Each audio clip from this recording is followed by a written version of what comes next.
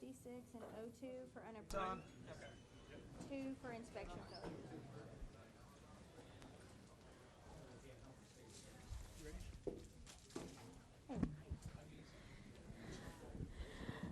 All right, we're going to go ahead and get started now with our Busch Light Pole Award winner for tomorrow's AdventHealth 400 here at Kansas Speedway. We've now been joined by Christopher Bell, driver of the number 20 Yahoo Toyota.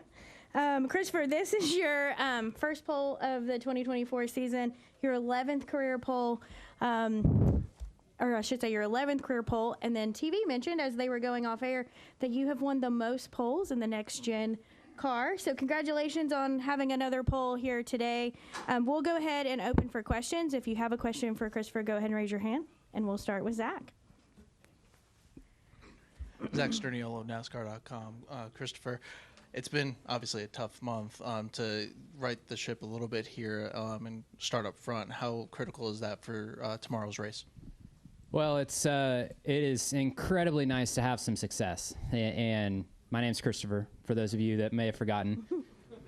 But yes, it is nice to have success, but what happens on Saturday has no dictation on what happens on Sunday. So we've got a great starting spot, and we're in prime position to win some stage points. But 267 laps is a long time, and yeah, I fully believe that we can have a great race tomorrow, and I fully believe I can be talking to all of you guys in 24 hours after the race too. So it's just got to come together. And honestly, at this point, I'm not looking for a race win, guys. I'm literally looking to see the checkered flag, and I know my car has great capability, and if I just see the checkered flag with a clean car, we're gonna have a good solid day, and that's definitely what we're after tomorrow. All right, we'll go to Reed and then Lee. Reed Spencer with the NASCAR Wire. I heard you say outside that that this is the kind of lap that you live for. What do you like about, how thrilling is it, and what do you like about the thrill of running a lap like that? I mean, it's just, I love the high-speed places, the places where you're just right on the verge of being wide open or not being wide open. And, the intermediates have been really good for us. My team has done a really good job of getting me the balance that I need in the car to be able to commit at the high-speed places. So, yeah, I mean, it's a thrill like no other, and I live for those qualifying moments for sure. You took a different angle into the first corner than most other people. Didn't go down on the apron, and it looked like that gave you a lot more momentum coming out of two. Shh. Is that correct? Is that what? Is that correct? I honestly don't know. I just did what I've done here in the past, and it's worked out. So. All right, Lee.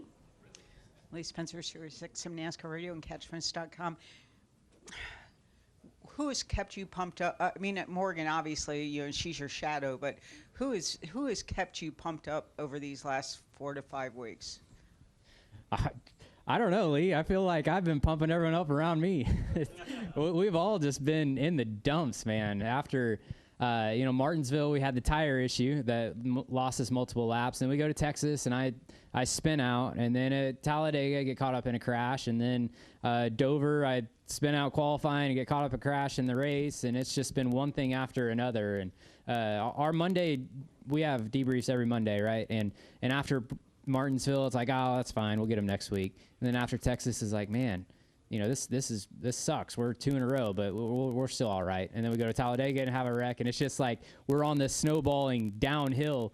And this one was bottom of the barrel after Dover. It was bad, but the good news and the positive out of it is every single time we go to the racetrack, we know that our cars are going to be fast, and we're going to have capability in our team. So we knew going into Dover that could have been the week that it turned around, and obviously it wasn't. But it could be this week, and we don't know what's going to happen in 267 laps. But whatever happens in 267 laps, I know that whenever we go to Darlington, it'll be another opportunity, and I'm going to have a fast car underneath me. What are your thoughts about Darlington? I mean, do you like that track? Is it a challenge? I mean, does it frustrate you? Maybe all those things all at once. I I love Darlington, and I love the challenge of getting the car around the track. But with the time that we're in, the situation that we're in, passing has become extremely difficult. And honestly, at Darlington, it's become a place where after the restarts, where you land, you know, it's going to be pretty hard to pass cars in front of you or get past. So I love the challenge of getting around the racetrack. I hate the challenge of trying to make passes, and if you have a problem, it's pretty tough to overcome. So yeah, qualifying is going to be important next week to start up front, and then limiting mistakes and not losing track position is at an all-time high, especially at a place like Darlington. Thank you. All right. Any final questions? All right. Best of luck tomorrow. Thank you.